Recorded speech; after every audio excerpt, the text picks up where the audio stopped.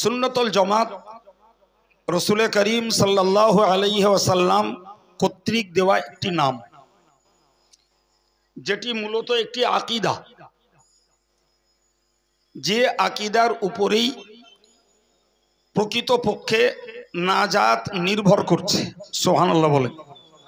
আমি আবার বলছি কথাটাকে, সুন্নতুল জামাত রসুল কর্তৃক ঘোষিত একটি আকীদার নাম, যে আকীদার উপরেই বিশ্ব মুসলমানের নাজাত নির্ভর করছে।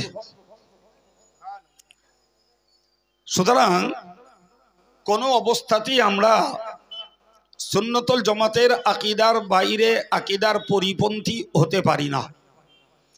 এটা আমাদেরকে প্রথমত মাথায় রাখা দরকার। আবার একবার বলছি যে রাসূল করিম সাল্লাল্লাহু আলাইহি ওয়াসাল্লাম কর্তৃক ঘোষিত সুন্নতুল জামাত একটি নাজি ফিরকা, অর্থাৎ এরা একটি মুক্তিকামী সম্প্রদায়। ফলে কোন ইমানদার মুসলমান সুন্নতুল জামাতের আকীদার পরিপন্থী হতে পারে না। দুর্ভাগ্যবশত যদি কেউ সুন্নতুল জামাতের আকীদার পরিপন্থী হন, নিশ্চিত তিনি আল্লাহ পাকের কাছে তার জবাবদিহি করতে বাধ্য। পর কথা ভাই, আপনারা আজকের যে সংগঠনটাকে দেখছেন অল ইন্ডিয়া সুন্নতুল জামাত নামে, অ্যাকচুয়াল এই সংগঠনটার প্রতিষ্ঠাতা ছিলেন আমার প্রয়ারগত শ্রদ্ধেয় মরহুম আব্বাজান। কথা শুনছেন? তিনি সর্বপ্রথম বাদুড়িয়া সুন্নতুল জামাত নামে একটি কমিটি তৈরি করেছিলেন, যে কমিটিটার প্রকৃত কার্যকারিতা ছিল মানুষের মাঝে তালিমের ব্যবস্থা করা। যে কমিটির কার্যকারিতা ছিল ফুরফুরা শরীফের পীর মুজাদ্দিদে জামান দাদা হুজুর কেবলার মতাদর্শকে জিন্দা রাখা। যে কমিটিটার কার্যকারিতা ছিল মানুষের মাঝে হক জিনিসটাকে প্রতিষ্ঠিত করা।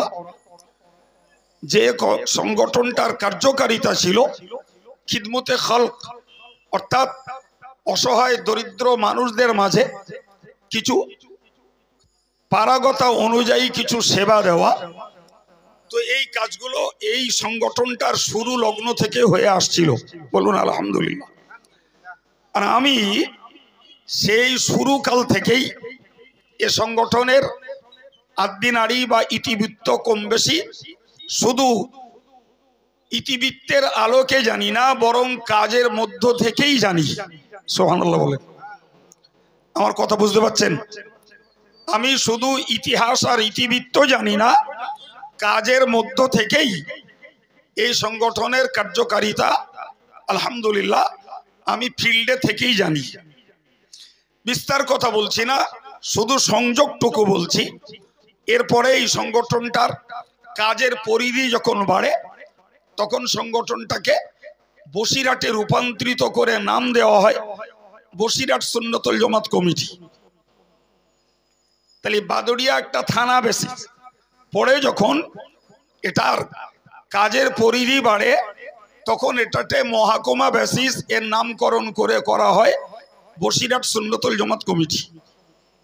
ভাই, সেকালেও এই স্বরূপনগর এলাকার অনেক মানুষ সদস্য ছিলেন জি, এবং আমি তার রাজসাক্ষী। ওই পিরিয়ডে এই মসজিদটাকে সিলসিলার পক্ষে রক্ষা করতে থানায় পর্যন্ত সিটিং করতে আমি ছিলাম হাজির এখানকার লোকেদের সঙ্গে। কথা কিছু বুঝতে পারছেন? এই মসজিদকে সুন্নতুল জামাতের আদর্শে, মুজাদ্দিদে জামানের মতাদর্শে রক্ষা করার জন্য বসিরহাট থানা পর্যন্ত সিটিং করেছি, তার রাজসাক্ষী আমি। কথা বুঝতে পারছেন? হ্যাঁ প্রিয় ভাইরা আমার, তার কাজের পরিধি বাড়তে বাড়তে ভাই এই সংগঠনটার নামকরণ হলো পশ্চিমবঙ্গ সুন্নতুল জামাত কমিটি। কথা ক্লিয়ার হয়েছে? বিগত 2013 সাল থেকে এই সংগঠনটা রূপান্তরিত হয়েছে অল ইন্ডিয়া সুন্নতুল জামাত কমিটি। একটু সুবহানাল্লাহ বলা যাবে? তাহলে বলতে পারা যায় এই সংগঠন যখন থেকে স্টার্ট হয়েছে তখন থেকে ধীরে ধীরে ধীরে ধীরে এর প্রচার বেড়েছে, প্রসার বেড়েছে, সেবা বেড়েছে এবং এর কার্যকারিতার সমর্থক বেড়েছে। যদি না বাড়তো তাহলে বাদুড়িয়া থেকে বসিরহাট, বসিরহাট থেকে পশ্চিমবঙ্গ, পশ্চিমবঙ্গ থেকে অল ইন্ডিয়া, ভাই এইভাবে এর শাখা প্রশাখা বাড়তো না এবং ভারতবর্ষের বিভিন্ন প্রভিন্সে এর সদস্য এবং এর মুখপত্র বঙ্গনুর পত্রিকা এসব জায়গায় পরিচালিত হতো না। কথা বুঝে আসছে? আলহামদুলিল্লাহ আজকের তার এই সাধারণ জনগণের মাঝে যতটা পরিচিতি না রয়েছে, মাতিন সাহেবের একান্ত প্রচেষ্টা এবং অনলাইন সিস্টেমে তার সারা ভারতবর্ষে জুড়ে যথেষ্ট পরিমাণে অল ইন্ডিয়া সুন্নতুল জামাতের ফ্যান্স আছে। কথা বুঝতে পারছেন?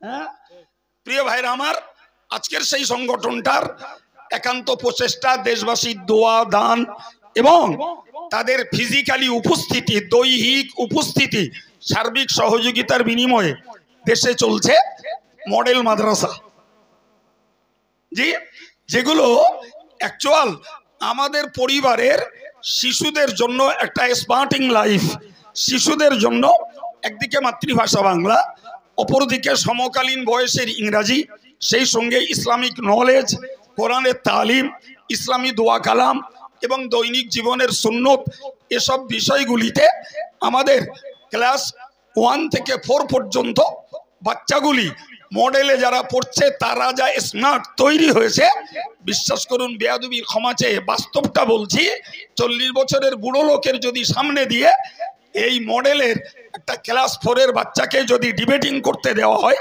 কিংবা তাকে যদি প্লেন ইসলামিক নলেজের উপরে কিছু কোশ্চেন করা হয় কিংবা তাকে যদি ইসলামিক একটা বিষয়ের উপরে তার বক্তৃতা করতে দেওয়া হয়, তো তার নলেজ দেখে, স্পিকিং পাওয়ার দেখে বয়স অনুপাতে বৃদ্ধগুলোর চোখ কপালে উঠবে। এইটা একটু বাচ্চা শিখলে কি করে? কথা বুঝতে পারছেন কি? এটা জাস্ট তাদের পিছনে তদারকি, পাহারাদারি, গাইডলেস এবং একটা সিস্টেমেটিক্যালি তাদেরকে প্রাথমিক জীবনটা গড়ে তোলার একটা বাস্তব প্রক্রিয়ার ভিত্তিতেই এই সুফল যারা চালাচ্ছেন তারা হাতে নাতে পাচ্ছেন। সুবহানাল্লাহ।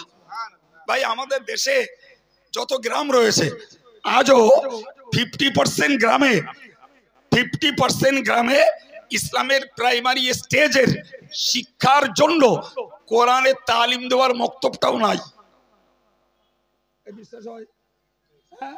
আর যে গ্রামগুলোতে মক্তব আছে সেগুলোর দায়িত্বে যারা, আমি সবাইকে বলছি না, তবে অধিকাংশ সার্ভে করে দেখতে পাচ্ছি সেখানে শুধু দায় সারা গোছের মক্তব চালানো হচ্ছে।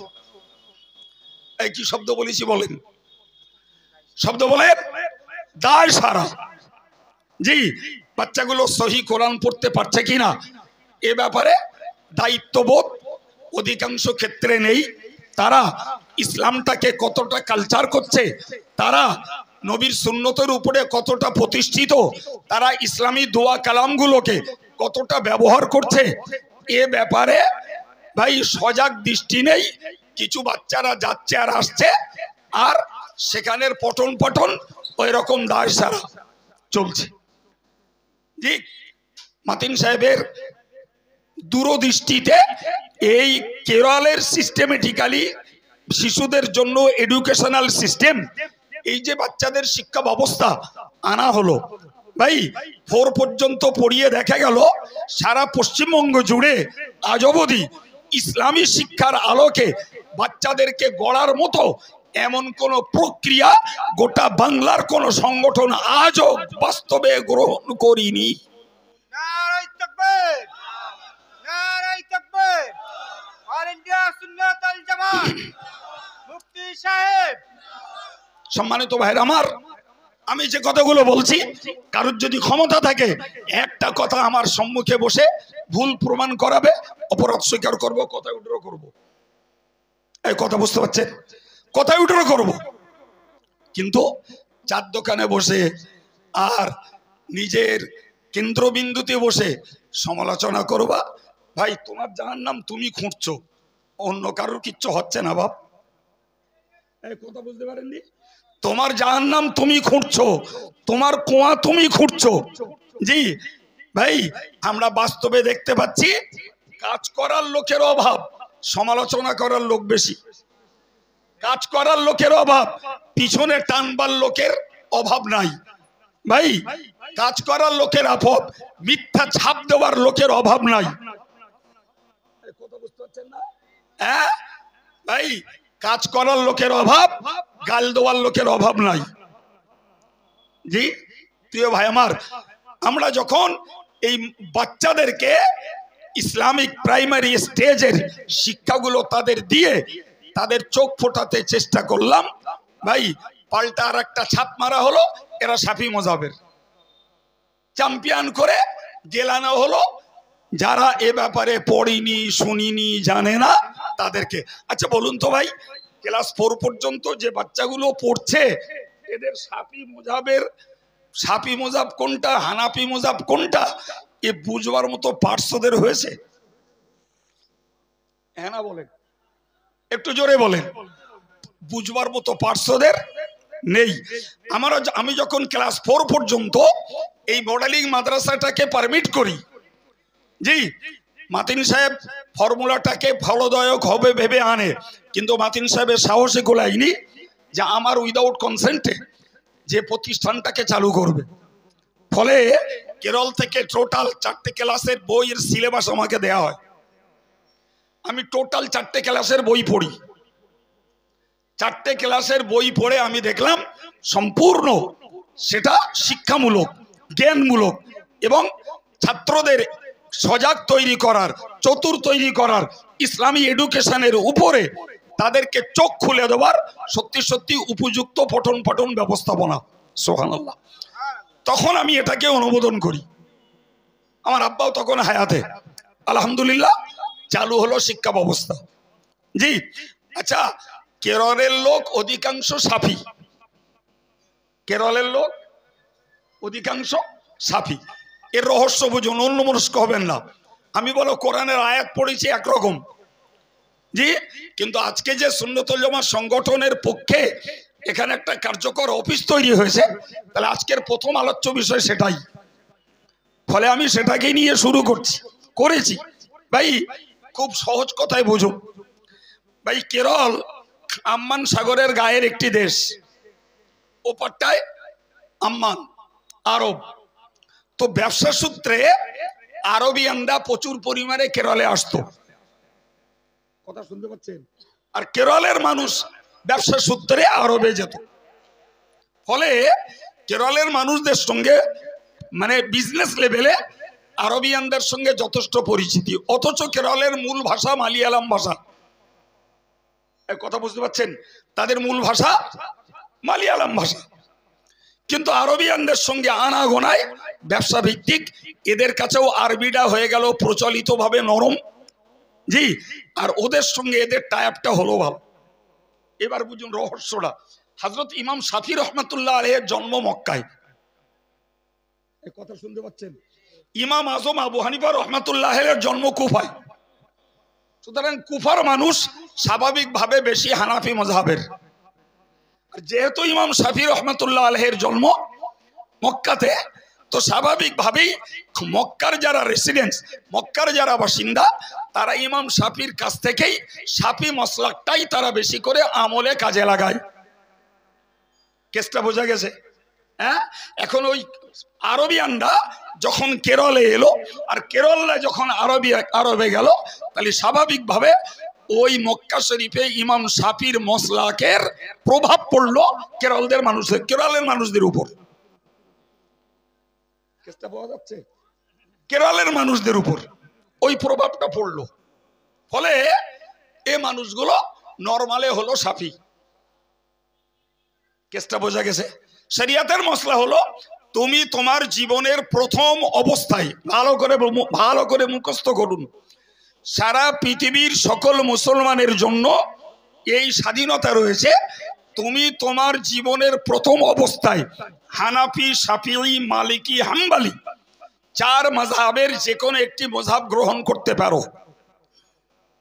মাথায় ঢুকিনি? মাথায় ঢুকিনি? এই ঢুকেছে। আমরা আমাদের পূর্বপুরুষ থেকে ফুরফুরা শরীফের পীর মুজাদ্দিদে জামান দাদা হুজুর কিবলার মতাদর্শের মানুষ, তিনি ছিলেন হানাফি, তার আওলাদ এবং খলিফারা হানাফি। সর্বোপরি হানাফি মাযহাবের বলি আর সিলসিলায় মুজাদ্দিদে জামানের মতাদর্শের বলি ব্যারিস্টারের কাজ করেছিলেন বসিরহাটের আল্লামা বড় মাওলানা রুহুল আমিন সাহেব রহমাতুল্লাহ আলাইহি। জি, তিনি হানাফি মাযহাবের একজন যুগ শ্রেষ্ঠ ব্যারিস্টার।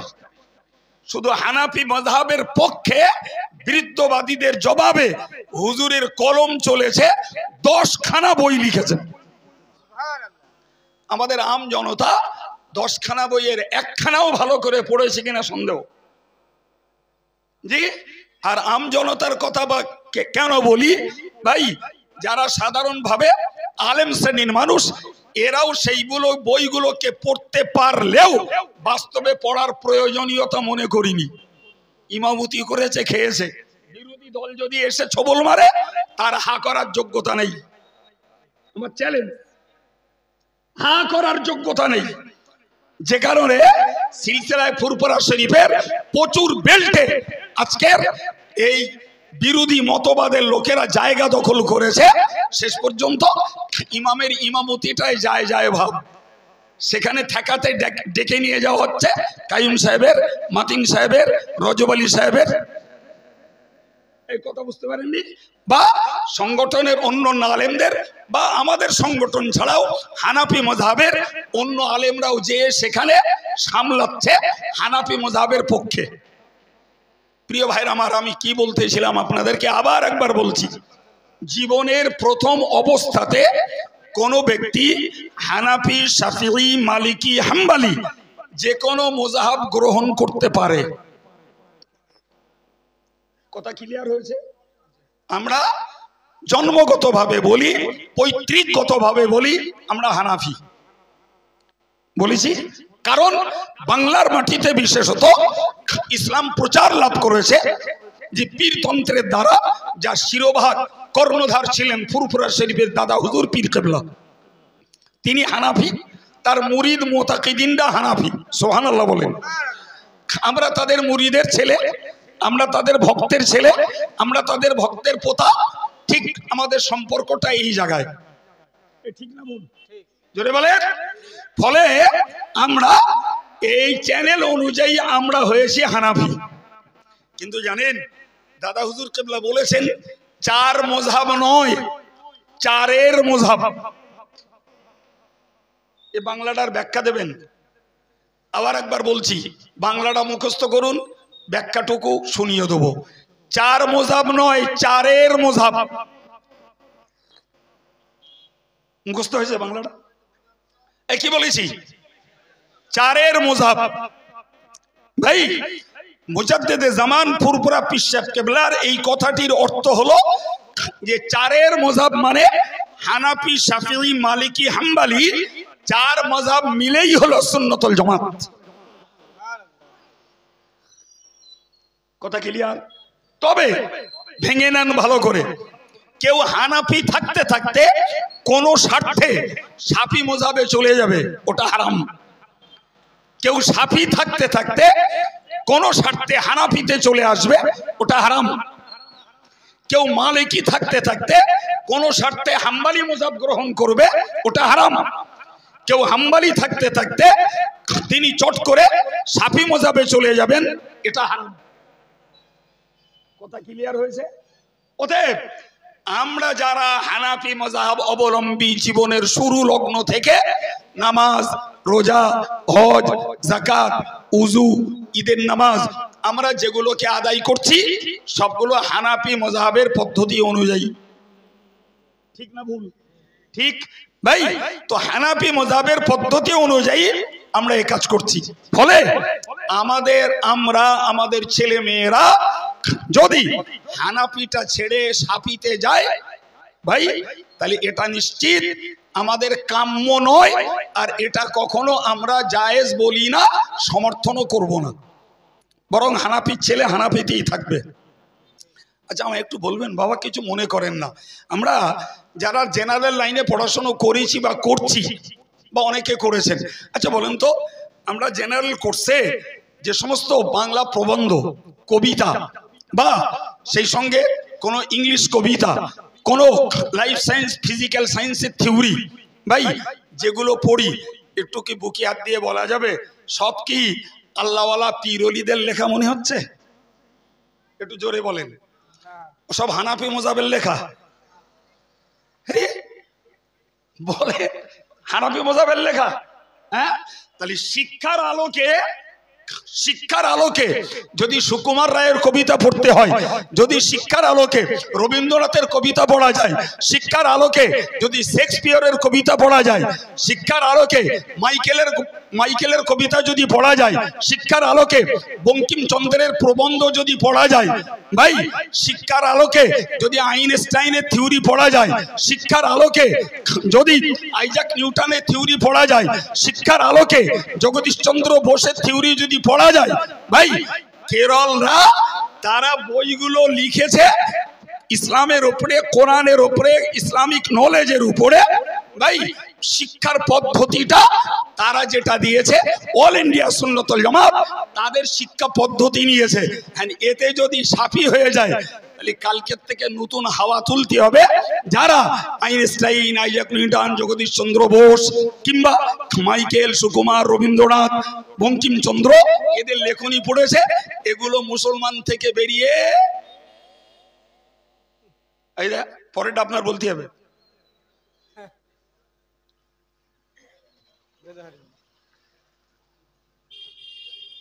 ভাই এরা মুসলমান থেকে বেরিয়ে কোথাও যাবে?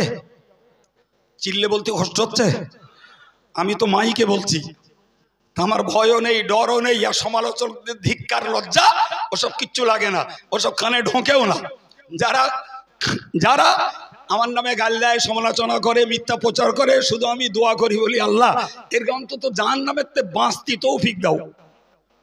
দেখতে তো পাচ্ছি সোজাসুজি জাহান্নামে যাচ্ছে, ওছাড়া আর কিছু বলি না ভাই আমার। তাহলে এই যত আমরা নন মুসলিমদের যে সমস্ত প্রবন্ধ, কবিতা, লেখনী যা কিছু আমরা পড়ছি, আমাদের ছেলেরা মেয়েরা পড়ছে, নিশ্চিত এরা ইসলাম থেকে বেরিয়ে অন্য কোন ধর্মেরা যাচ্ছে না বাপ? যাচ্ছে কি? জোরে বলেন যাচ্ছে? তাহলে আমরা যদি শিশুদের জন্য ভাই কেরলের এডুকেশনাল সিস্টেমটাকে যদি কাজে লাগিয়ে বাঙালি মুসলমানদের মাঝে যদি বাচ্চাগুলোর ভিতরে একটি সজাগ জাগ্রত ইসলামী শিক্ষায় তাদেরকে উন্নত করতে পারি, তাহলে এতে যে নিঃসন্দেহে 0% দোষ নাই, 1% 0% দোষ আছে। হ্যাঁ, কিন্তু জানেন তো যাক একদল কাজ করে আর একদল বসে থাকে।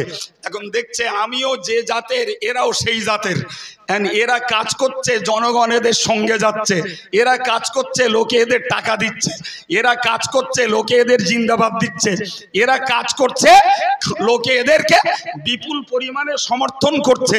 আর আমরা তো কাজ না করে কুড়িমি করে শুধু নেওয়ার তালে আসি, দেব তো না। জি, এখন যদি এদের ব্যাপারে আমরা যদি বিরোধী হাওয়া না তুলি, তাহলে আমাদেরও তো সমাজে টেকতে হবে, আমাদেরও তো সমাজে থাকতে হবে। তা কি করা যাবে বলো? ওরা শাফি মাযহাবের, এই বুঝতে পারেননি কথা? হ্যাঁ, ওরা শাফি মাযহাবের, দুম করে বলে দেওয়া হলো। ভাই যারা বিশ্বাস করেছে তারা তাদের বাচ্চাদেরকে উন্নতির পথ আটকে ফেলেছে, কাজটা ভালো হচ্ছে।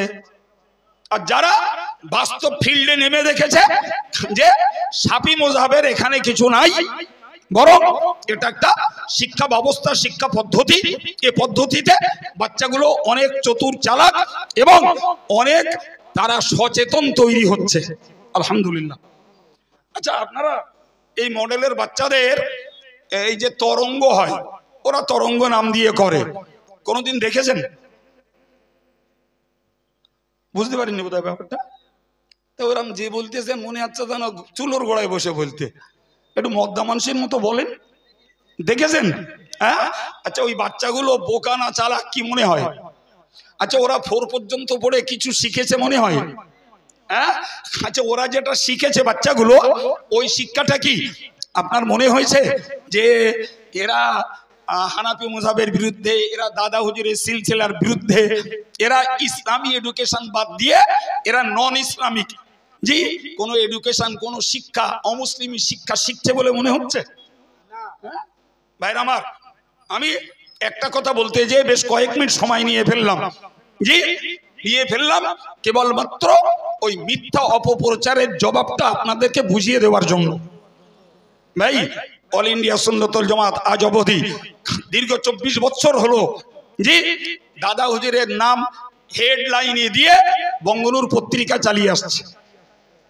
জি আজকের এরা মেয়েদের মাদ্রাসা চালাচ্ছে। আমার মাঝে মাঝে শুনলে মনে হয় যে আল্লাহ জানে এদের চেলায় টেলায় কামড়ায় আর মাঝে মাঝে মাথা গরম হয়ে যায়।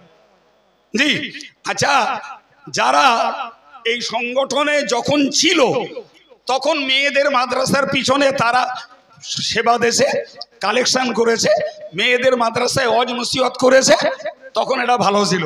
যেই সংগঠন থেকে বাইরে বেরিয়ে গেছে তখন মেয়েদের মাদ্রাসা হারাম হয়ে গেছে। কি কিরকম কথা? আচ্ছা যদি সত্যি মেয়েদের মাদ্রাসা চালানো হারামই হয় তাহলে তো এই যখন তুমি সংগঠনের কাজ করছিলে তো তখনই তো বললো হতো হুজুর এই সংগঠনের কাজ করছেন তো এই মেয়েদের মাদ্রাসা এটা করা বলো হারাম হচ্ছে, জায়েজ না। এখন যদি বলে যে তখন জানিনি কো, তখন ছেলে মানুষ ছিলাম, তখন নলে দুধ খাতুম, এখন ডাগর মতন হয়েছে তাই বুঝতে পেরেছি। আচ্ছা যাক ভালো, তা ডাগর মতন হয়ে বুঝতে পেরেছো যে মাতিন সাহেবের দায়িত্বে কি কাইম সাহেবের দায়িত্বে দেশে ধরুন 15টা মেয়েদের মাদ্রাসা চলছে, এ কটা হারাম। আর তোমরা যেটা চালাচ্ছ কথার কথা, আর যেখানে দাওয়াত নিচ্ছ আর যাচ্ছ ওটা কি করে জায়েজ হচ্ছে? জি ভাই নাম বলবো না, একজন মৌলানা সাহেব সে ফতোয়া দেশে বাপ মরে গেলি কলমাখানি করা আর মানুষকে খাদ্য দেওয়া হারাম। হ্যাঁ, বাপ মরে গেলি কলমাখানি করা আর মানুষকে খানা খাওয়ানো, খাওয়ায় না আমাদের দেশে, জি তো বলছে হারাম। আল্লাহর কি হুকুম, এই ফতোয়া দেওয়ার 2-3 মাসের মধ্যে ওর বাপ মরে যায়। 2-3 মাসের মধ্যে বাপ মারা গেছে, এক বড় গরু এনে খানা করে খাইয়ে দিলে। আমি কিচ্ছু বলিনি, শুধু ডেকে বলুন হ্যাঁ রে লোকের বাপ মরে গেলি খানা হারাম হয়, তোর বাপ মরে গেছে জায়েজ হয়ে? তো একটা কথা বলেন, আর আমার কথা বুঝতে পারছেন না? জি সংগঠন থেকে মেয়েদের মাদ্রাসা চালালি ওটা হারাম, ওটা দাদা হুজুরের সিলসিলার বাইরে। জি আর নিজেরা যদি চালাই আর নিজেরা দাওয়াত নিয়ে সেখানে গিয়ে বক্তৃতা করি তার বেলা সেটা জায়েজ হয়। ভাই এরকম সুবিধাবাদী ফতোয়া ইসলামে চলে না ভাই, ওই অপড়ুয়া মানুষদের কাছে চলে, অপড়ুয়া মানুষদের কাছে চলে, অন্যদের কাছে নয় বাবা। আমার বক্তব্য আজকের অল ইন্ডিয়া সুন্নাতুল জামাতের প্রচেষ্টা, এক রাশি লোকের গাল সমালোচনা, মিথ্যা পর্যালোচনা, মিথ্যা ছাপ, মিথ্যা বদনামের পরেও ভাই এই মডেল মাদ্রাসা, মেয়েদের মাদ্রাসা, ছেলেদের হাফিজি মাদ্রাসা, মৌলানা বিভাগীয় মাদ্রাসা যেগুলো চলছে টোটাল হিসাব করলে দেখা যাবে কম বেশি সারা বছরে অল ইন্ডিয়া সুন্নাতুল জামাত মানুষদের হাতে, এই কর্মকর্তাদের হাতে মানুষেরা কম বেশি 15 কোটি টাকা দেয়। কত বলেছি? 15 কোটি টাকা। লোকের টাকা আয় করতে হয় না? না লোকের টাকা আয় করতে কষ্ট হয় না? লোকের মুখ দেখে দেখে যায়, কথা বলেন না? এক রাশ লোকেদের গাল সমালোচনার পরে 15 কোটি টাকা এই দেশের জনগণ এই শিক্ষা ব্যবস্থাগুলো জিন্দা রাখার জন্য আজ অবধি তারা দিয়ে আসছে। বলুন আলহামদুলিল্লাহ। আর একটু জোরে বলেন। তবে তো সেই প্রতিষ্ঠানগুলো বিনা বাধায় চলছে, উন্নয়নমুখী, যেমন তাদের প্রাসাদ তেমন উন্নয়নমুখী তাদের পড়াশোনা। লোক কি দেখে দিচ্ছে ভাব? এদের টাকা আয় করতে হয় না নাকি আমরা সব জ্ঞান করে রেখেছি? কি বলছেন বলেন বলেন। আচ্ছা গেল এই যে প্রতিষ্ঠানগুলো, আচ্ছা সেগুলো কি মাটির নিচে না মাটির উপরে? মাটির উপরে মানে কি আসমানের দিকে? হ্যাঁ, তাহলে দেশের জনগণের চোখ আছে না নাই? লোক দেখে না দেখে না? হ্যাঁ লোক দেখে। এরপরে ছাপ হলো, এরা টাকা মেরে মেরে খায়। এতে মেরেছে এত, ওতে মেরেছে এত, তাতে মেরেছে এত। আমার যখন কানে তোলে প্রথমত শুনতে চাই না, দ্বিতীয় শুনলি ভদ্র ভাষায় বলি আচ্ছা এরা মেরে খায় 100% এটা দোষ, অবশ্যই এটা দোষ। জনগণ এদেরকে বিশ্বাস করে টাকা দেয়, এরা মেরে গাড়ি চাপে, মেরে বাড়ি তৈরি করে। ভাই আল্লাহর রাস্তে তোরা তো বাবা মারা লোক না, তোরা তো সাধু, তা তোরা না মেরে দাদা হুজুরির মতাদর্শে হানাফি মজাবের পক্ষে এরম প্রতিষ্ঠান 20টা 30টা চালা দিন। আমার কথাটা ভুল? জোরে বলেন ভুল? হ্যাঁ, তাহলে আমি খাবো না, লোকের খেতে দেবো না। এই নীতিটা খুব ভালো ভালো। সম্মানিত ভাইরা আমার, অল ইন্ডিয়া সুন্নতুল জামাতের এই সংগঠন ভাই এর আগে বস্ত্র বিতরণ, চক্ষু চিকিৎসা একাধিকবার করেছে, গণবিবাহ কয়েকবার করেছে না করিনি? জোরে বলেন। আজকে স্বরূপনগর বাজারে আলহামদুলিল্লাহ অল ইন্ডিয়া সুন্নতুল জামাতের একটা কার্যকর অফিস তৈরি হয়েছে। সেখানে মার্কেটে যারা দৈনন্দিন ওঠে সংগঠনের কর্মী ছেলেরা, তারা পড়বে, তারা বসবে, সেখানে কিছু জ্ঞান চর্চা করবে এবং দরিদ্রদের মাঝে কিছু সেবামূলক কাজ করবে। ভাই এই সেবামূলক কাজ করতে কোন সংগঠনের বাধা আছে? হ্যাঁ না বলেন? হ্যাঁ, তাহলে যদি অল ইন্ডিয়া সুন্নতুল জামাতের পক্ষে সংগঠনের হয়ে কোন ছেলে সে যদি জায়গা দেয় আর সেখানে বসে যদি কেউ পড়াপড়ি করে, সেখানে জ্ঞান চর্চা করে, সেখানে যদি ইসলামটাকে নিয়ে, সিলসিলাকে নিয়ে, মাযহাবকে নিয়ে তারা যদি কিছু চর্চা করে জ্ঞান বাড়ায়, সেখানকার মানুষদের পরিকল্পনা আর স্থানীয় ভাইদের আর্থিক সহযোগিতায় যদি গরিবদের মাঝে শীত বস্ত্র বিতরণ হয়, তাদের মাঝে যদি ইফতারি বিতরণ হয়, তাদের মাঝে ঈদের সময় যদি কিছু বস্ত্র বিতরণ হয়, তাহলে হিংসা করে লাভ নেই। তো তুমি প্যারালাল আর একটা করো বাবা, আরো কিছু গরিব উপকার পাক। প্রচুর মানুষ চিকিৎসার পয়সার অভাবে চিকিৎসা করতে পারে না, চিকিৎসার দায়ে প্রচুর মানুষ দিনদার হয়ে বসে আছে। অল ইন্ডিয়া সুন্নতুল জামাতের সদস্যদের ব্লাড গ্রুপ নেওয়া হয়। ব্লাড গ্রুপের মূল্যায়নে একটা ছেলে হসপিটালে আছে, তার ব্লাড দরকার, ব্লাড ব্যাংকে তার ব্লাড মিলছে না, সংগঠনের কোন সদস্যের ওই পজিটিভ ব্লাড আছে তার ডেকে বলা হয় যে অমুক আমাদের একজন সদস্য হসপিটালে ট্রিটমেন্টের আন্ডারে, তুমি যাও ব্লাড দিয়ে এসো, তার চিকিৎসা করতে হবে। শুকরিয়া আল্লাহর দরবারে এরকম যুবক প্রচুর রয়েছে, তারা স্বেচ্ছায় যে সংগঠনের আরেকজন কর্মী ভাইয়ের ব্লাড দিয়ে আসে। জানেন আপনারা? হ্যাঁ, রেকর্ড নিলে অফিসে গেলে জানা যাবে, তাদের রেকর্ড আছে কারা কোথায়, দুজনের হোক, পাঁচজনের হোক, একজনের হোক ব্লাড দিচ্ছে, জানা যাবে। আমার বক্তব্য তাহলে এগুলো জনসেবামূলক কাজ। কি কাজ বাবা? জি ভাই, এই কাজগুলো সংগঠন করে আসছে। সর্বোপরি মনে রাখার দরকার যে অল ইন্ডিয়া সুন্নতুল জামাত মুজাদ্দিদে জামানের সিলসিলার ধারক রক্ষক হিসাবে প্রচুর খেদমত করেছে, প্রচুর। আজকের দেশের এমন প্রচুর জায়গা আছে যেখানে ভাই সিলসিলার পক্ষে গাড়ির চাকা ঘুরতো না, যদি এদেশের পরলোকগত কয়েকজন আলেম তার নাম করতে হয়, মৌলানা এলেম বক্স সাহেব হুজুর, মরহুম মৌলানা আবুল হাসান সাহেব হুজুর, আমার আব্বাজান, এদের মতো মানুষগুলো যদি সেদিন লড়াই না করত আর তাদের সূত্র ধরে আমার মতন বা আমার মতো সমবয়সী আরো দু চারটে আলেম যদি সেদিন সিলসিলার পক্ষে ঝাঁপিয়ে না পড়তাম, তাহলে প্রচুর জায়গায় সিলসিলার লোকেদের গাড়ির চাকা ঘোরা বন্ধ হয়ে যেত। একটু ন্যাস তুলে দেখানোর দরকার যে না শুকরি হওয়া, বিশ্বাসঘাতকতা করা ঠিক নয়। জি, বিশ্বাসঘাতকতা করা ঠিক নয়, ওটা চরম ধরনের দোষ। সম্মানিত ভাইরা আমার, আমি আপনাকে বলবো তাহলে অল ইন্ডিয়া সুন্নতুল জামাত বাস্তবমুখী এই কাজগুলো করছে, আজও বন্ধ নাই। তবে সম্প্রতিকালে গণবিবাহটা অনেকদিন হয়নি, চক্ষু চিকিৎসা বোধহয় 2 বছর আগেও হয়েছে। জি, এখন বেশি পরিমাণে শিক্ষার পিছনে ছোটা হচ্ছে, কিন্তু ওই যে ছাপ এরা মেরে খাচ্ছে, এরা মেরে খাচ্ছে। আমি বলি ঝগড়া করে লাভ নেই, বিতর্ক করে লাভ নেই বাবা, আমরা মেরে খাচ্ছি, তোরা খাস না বাবা, তোরা মেরে না খেয়ে দুটো করে দে, জনগণের আরো কিছু উপকার হোক। হ্যাঁ, এরা বসিরহাট এলাকা করছে, এদের আনাচি কানাচির লোক চেনে, এদের 52 জেলার লোক চেনে না।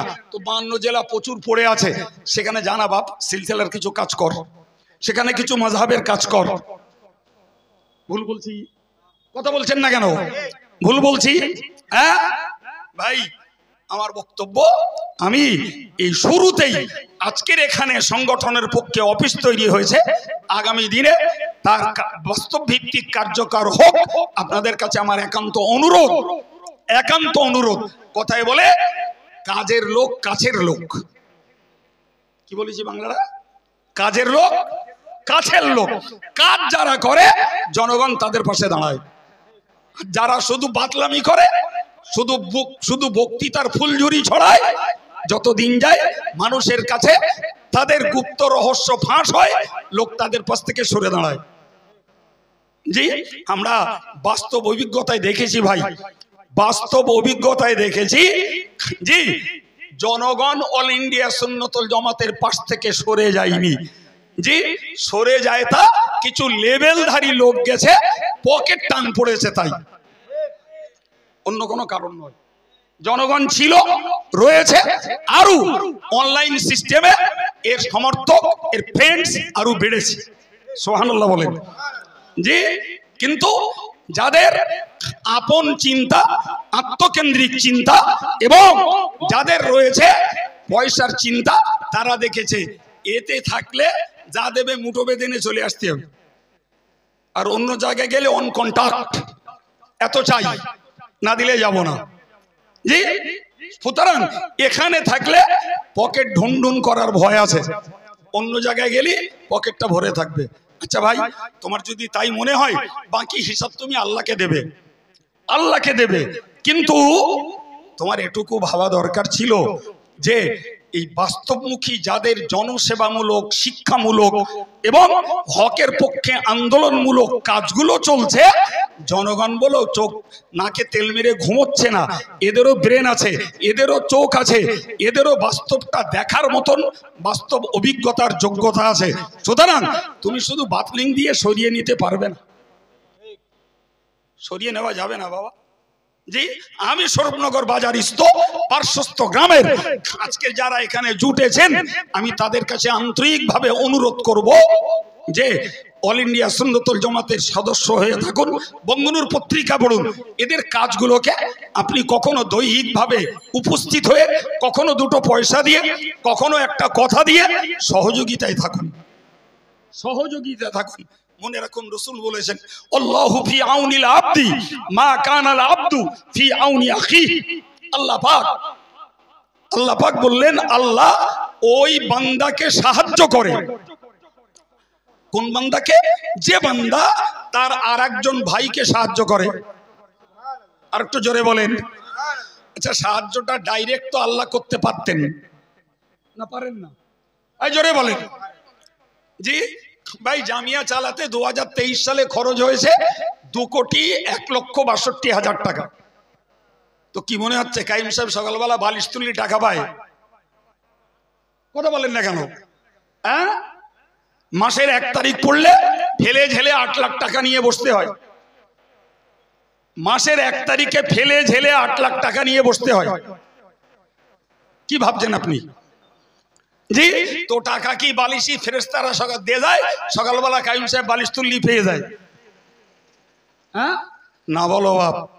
তাহলে তার জন্য নিষ্কলুষ মেহনত দিতে হয়, তার জন্য আল্লাহর বান্দাদের দিলকে আল্লাহ নরম করে দেয়, সেই দিলের ফল বাস্তবে প্রকাশ পায় মানুষের উদার হস্তের দানের বিনিময়। আমার আল্লাহ কি, রাসূল কি বলেছেন? আল্লাহু ফি আউনিল আবদ, আল্লাহ বান্দার সাহায্যে থাকেন। মা কানাল আবদু ফি আউনি আখিহি, বান্দা যতক্ষণ তার ভাইয়ের সাহায্যে থাকে। আপনি বলেন, আজকের এই কম্বল কিনেছে এখানকার সংগঠনের ছেলেরা, ভাই এটা কি বান্দাদের সাহায্য নয়? আল্লাহ তৌফিক দিলে ফিউচারে হয়তো রমজান মাসে এরা ইফতার দেবে, এটা কি বান্দার সাহায্য নয়? কিছু দরিদ্র দুস্থদের মাঝে বস্ত্র বিতরণ করবে, এটা কি বান্দাদের সাহায্য নয়? হ্যাঁ না বলেন।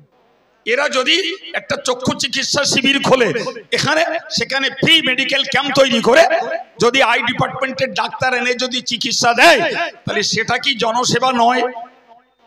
কথা বলে। এরা যদি দুটো মানুষ পয়সার অভাবে চিকিৎসা করতে পারছে না, ভাই তাদের যদি চিকিৎসার সহযোগিতা করে, এটা কি জনসেবা আর ভাইয়ের সেবা নয়?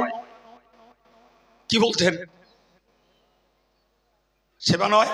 তাহলে এদের সেবা দিলে সাহায্য কে করবে? আল্লাহ করবে। ভাই আমি একবারও আদার্স কোন সংগঠনকে হেয় করতে চাই না, কাউকে আমি ছোট করতে চাই না। কাজ এলাকা বেসিস বিভিন্ন সংগঠনের ছেলেদের বিভিন্ন সংগঠনের প্রজেক্টে বিভিন্ন মানুষ বিভিন্ন মুখী সহযোগিতা পেতে পারে। এই পারে না? পারে না? হ্যাঁ না বলেন। তাহলে অল ইন্ডিয়া সুন্নাতুল জামাতের সমর্থক যারা, তারা এদের সহযোগিতা করছে, এদের দ্বারা কাজ হচ্ছে। আর এক জায়গায় অন্য সংগঠনের সমর্থক আছে, জি তারা করছে, তারা করতে পারে। ভাই তাহলে জনসেবামূলক কাজ করার পথে কারো বাধা দেওয়ার অধিকার নাই, আছে কি? হ্যাঁ, তবে হ্যাঁ বলতে পারো ভিন্ন মতের ওরা, আমরা ভিন্ন মতের। আচ্ছা তুমি ওর সঙ্গে তর্কে না জড়িয়ে তুমি তোমার মতের লোকদেরকে নিয়ে সেবা করো, কাজ করো, মানুষ তোমার পাশে আসবে না। কি বলছেন? কথা বুঝতে পারেননি? আরে আমি ফতোয়া দেবো সুদ হারাম, সুদ হারাম, সুদ হারাম, সুদের মাল খাবেন না। আচ্ছা ভাই তুমি সুদের মাল হারাম বলছো, ঠিকই আছে বাপ, তোমার মশলা ফতোয়া ঠিক। তো যে লোকগুলোর খিদে পেয়েছে ওদের এক মুঠো করে চাল ভাজা দাও। সুদের মালে মাছ, গোস্ত, বিরিয়ানি, কোপ্তা, কালিয়া কিচ্ছু দিতে হবে না। তুমি এক মুঠো চাল ভাজা দিয়ে বলো যে তুই এই হালাল চাল ভাজাটা খেয়ে তোর ক্ষুধাটা নিবারণ কর, হারামের ইলিশ আর বিরিয়ানি আর কোপ্তা, কালিয়া আর ফ্রাইড রাইস খাস না। তবে তো লোকে তোমার কথা নেবে। কথা বলছেন না কেন? হ্যাঁ, আমি এক মুঠো চাল ভাজা মুড়ি ভাজা খেতে দেবো না, শুধু সুদের মাল হারাম বলে ফতোয়া দেবো। কদিন নেবে লোকে তোমার ফতোয়া? কথা বলে না? তার তো ক্ষুধাটা নিবারণ করার দরকার, তার তো অভাবটা পূরণ হওয়ার দরকার, না কি বলছেন? ভাই আজকের শুধু এই ফতোয়াবাজি করে করে যে বাংলা ছিল মুজাদ্দেদে জামানের সাজানো ইসলাম এবং সিলসিলায়ে মুজাদ্দেদে জামানের একটি বাগান, সে বাগানে আজকের প্রচুর পরিমাণে লোক ভিন্ন মত, ভিন্ন আদর্শ, ভিন্ন কার্যকলাপ নিয়ে ঢুকছে। এই হ্যাঁ না বলেন, জোরে বলেন। বিশ্বাস করুন আমি একদম নাম ঠিকানা সহ বলতে পারি, পশ্চিম বাংলার কতকগুলো জেলায় সিলসিলায়ে মুজাদ্দেদে জামানের নামটাও জানে না, এত ভোলা ভুলে গেছে। অথচ প্রচারে কি আছে? এই জোরে বলেন, জোরে বলেন। প্রচারে আছে দাদা হুজুর কিবলা 52 জেলার পীর ছিলেন, এখন প্রচার, কিন্তু বাস্তবে দাদা হুজুর কিবলার হেদায়েতের বার্তা 52 জেলার মানুষের কাছে পৌঁছেছিল এবং 80 থেকে 90 লক্ষ মানুষ তার হেদায়েতের মেহনতের সুফলে ইসলামের সুশীতল ছায়াতলে এসেছিল।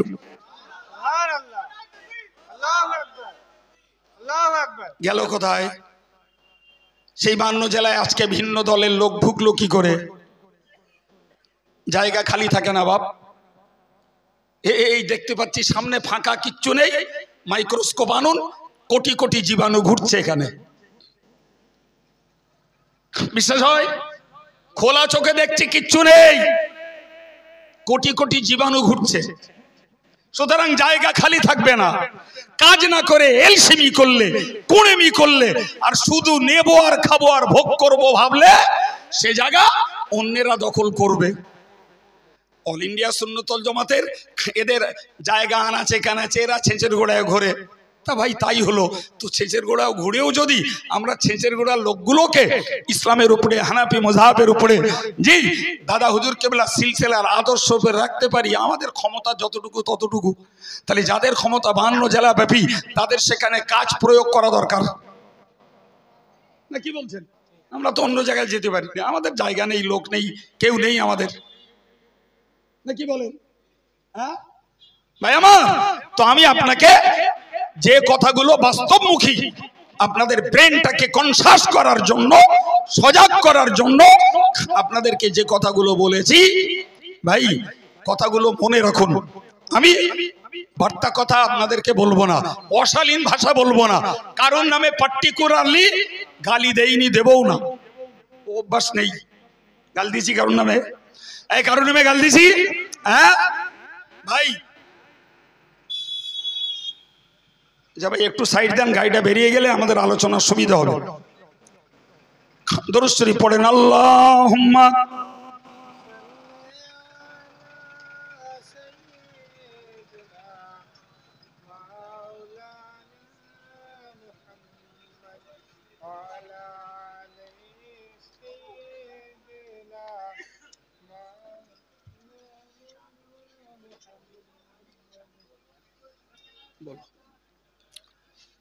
সম্মানিত ভাইরা আমার, বসে যান, বসে যান।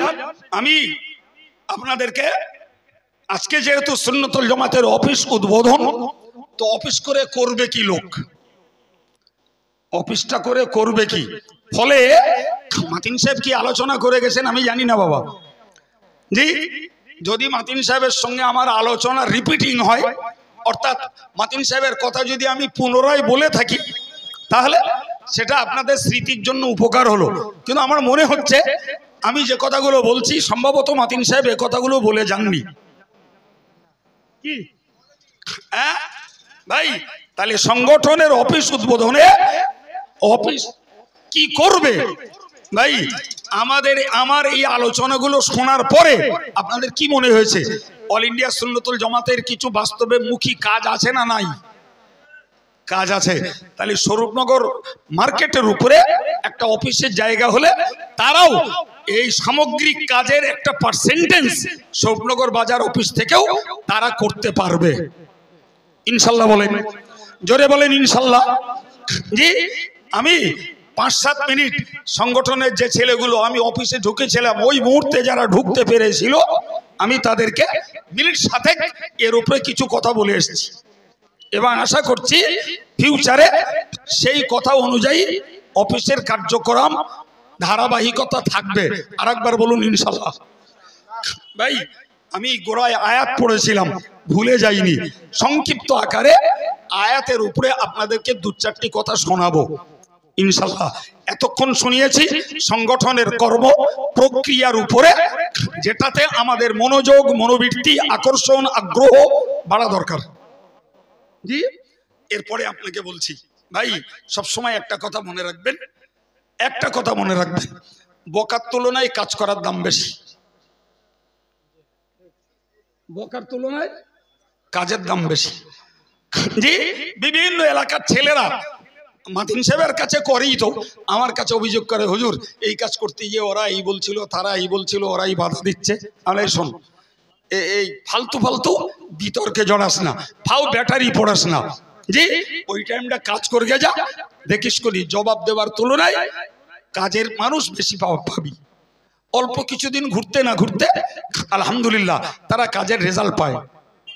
আমি আপনাদেরকে অনুরোধ করে বলবো, সবাইকে বলছি, আর আমিও ওই নীতির উপরেই চলার চেষ্টা করি। তবে কখনো কখনো কখনো কখনো এই মানুষ উত্তপ্ত করে ব্রেকিং করায়, তা না হলে আমি ওই নীতিতেই চলি। সেটা কি ভাই?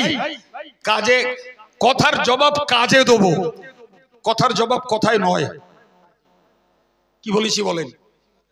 কথার জবাব কাজে দেবো, কথার জবাব কথায় নয়। কিসে দেবো? কাজে দেবো। সব থেকে মারাত্মক কথা হলো, আমি মুখ থেকে যে কথাটা খসাচ্ছি এর তো জবাব আমায় দেওয়া লাগবে। আমি আব্দুল কাইয়ুম 1 ঘন্টা ধরে যে কথাগুলো আপনাদেরকে আজকের এই মজলিসে শোনালাম, ভাই এটা যদি কোনো অংশে মিথ্যা হয় আল্লাহর কাছে আমার জবাব দিতে হবে না? হ্যাঁ না বলেন? একদম একদম জবাব দিতে হবে, ছাড় নাই। জি, পীর সাহেব না পীরজাদা মৌলানা না মুফতি হাফেজ সাহেব না হাজি সাহেব না ইমাম সাহেব, যেই তুমি হও না কেন নিশ্চিত মনে রাখতে হবে তোমার মুখ থেকে যে কথাটা খসছে তার কৈফিয়ত তোমাকে আল্লাহর কাছে দেওয়া লাগবে। চাই আমি বলি আদার্স কেউ বলুক, যেই বলুক, যে এর মানেই তো কোরআনের প্রতি বিশ্বাস। কোরআন বলেছে, কোরআন বলেছে মা ইয়ালফিযু মিন কাওলিন ইল্লা লাদাইহি রাকীবুন আতীদ। এই আয়াতটাই আমি গোড়ায় পড়েছিলাম যে তোমার মুখ থেকে যে কথাটা নিক্ষিপ্ত হয়, যে কথাটা তোমার মুখ থেকে বার হয়, নিশ্চিত মনে রাখো যে ওই কথাটার একজন রক্ষক পাহারাদার হাজির আছে। একজন রক্ষক পাহারাদার হাজির আছে। এখন তুমি কি বলবে? তুমি ভাবো বাবা, তুমি ভাবো কি বলবে তুমি? ভাই তুমি তোমার জবান দ্বারা জবানটাকে কলুষিত করে কাউকে কাফের বলবে, মুনাফিক বলবে, কাউকে জাহান্নামী বলবে, কাউকে মেরে খাচ্ছে বলবে, কাউকে তুমি চোর বলবে, ভাই কাউকে তুমি অন্য কোন কদর্য ভাষায় গালি দেবে।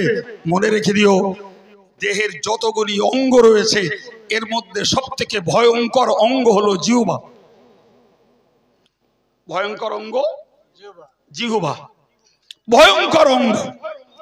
প্রতিদিন সকাল হলে দেহের সমস্ত অঙ্গগুলো মিলে জিভকে বলে, সবাই মিলে জিভকে বলে লাউ ইস্তাকামতা ইস্তাকামনা। জিভকে বলে ভাই তুই যদি ঠিকঠাক চলিস তাহলে আমরাও ঠিকঠাক থাকতে পারবো। কারে বলে? জিবেরে বলে। জি, ওয়ালাউ ইওয়াজাস্তা ইওয়াজাজনা। আর তুই যদি ভাই বেঁকে চুরে যাস তাহলে তোর জন্য আমরাও বেঁকে চুরে যাব। কেডা বলে? হাত বলে, পা বলে, চোখ বলে, মুখ বলে, সবাই মিলে বলে। কারে? জিবেরে। সবাই মিলে বলে জিবেরে। ভাই তাহলে এ থেকে কি বুঝতে পারা যায়? গোটা অঙ্গগুলিকে বিপদে ফেলে দেয় এক জিহ্বা। কি বলছেন? আরে আমি এই শাহজাহান সাংগঠনিক ভাবে চিস্তিয়া মাদ্রাসার পরিচালনার সদস্য হিসাবে একটা ঘনিষ্ঠ সম্পর্ক। শাহজাহানের আমি একটা চড়া কথা বললাম। কি বললাম? একটা চড়া কথা, যাই পেরেছি একটা বলিস। জি, যাই পেরেছি বলেছি, একটা চড়া কথা বললাম। ভাই তো শাহজাহান পটাং করে আমার গালে একটা চড় মারল। কি মারলে? আচ্ছা বললে জিভ, মার খেলো গালে, ব্যথা লাগলো কলজে, পানি বেরোলো চোখ দে। দোষ করলে কেনা? এক জিভ দোষ করলে আর ইরির দোষে দেহের প্রত্যেকটা অঙ্গে তার প্রভাব পৌঁছে গেল। ঠিক কিনা বলেন? জি, এই জন্যই সমস্ত অঙ্গগুলো জিহ্বার কাছে দাবি করে যে ভাই তুই সোজা থাক, তুই সোজা থাকলি আমরা সব সোজা থাকতে পারবো। সব থেকে বড় কথা হলো জীবের বড় দোষ হলো মিথ্যা কথা বলা। জীবের বড় দোষ হলো জি অন্যায় ভাবে সমালোচনা করা।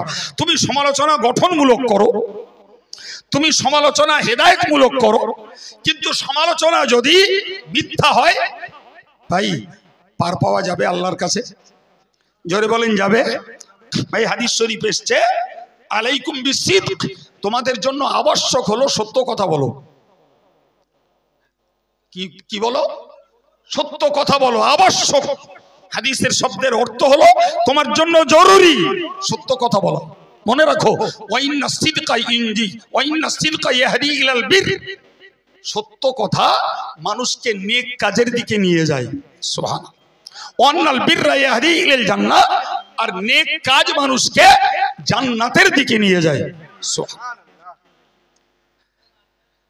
কথা বোঝা গেল? মা ইয়াজালুর রাজুলু ইয়াসদুক, যে লোকটা সর্বদা সত্য কথা বলে, হাত্তা ইয়াকতুবা ইনদাল্লাহি সিদ্দিকান, সত্য কথা বলতে বলতে বলতে বলতে আল্লাহর কাছে ওই লোকটা সিদ্দিক নামে অভিহিত হয়ে যায়। সুবহানাল্লাহ। এরপরে নবী বলেছেন ওয়াইয়াকুমাল কিযব, মিথ্যা থেকে বাঁচো। মিথ্যা বলো না। কথা বোঝা গেল? কেন? ফাইনাল কিযবা ইয়াহদি ইলাল ফুজুর, মিথ্যা মানুষকে বদ কাজের দিকে নিয়ে যায়।